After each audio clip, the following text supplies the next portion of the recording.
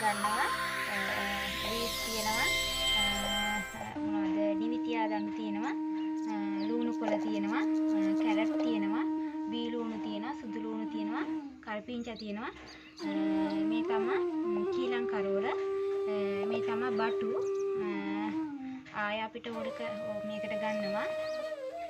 මේ තමයි මේ මම සම්බා බත් උයලා ඉතුරු වුණ ටිකක් ෆ්‍රිජ් එකේ දාලා තිබ්බා.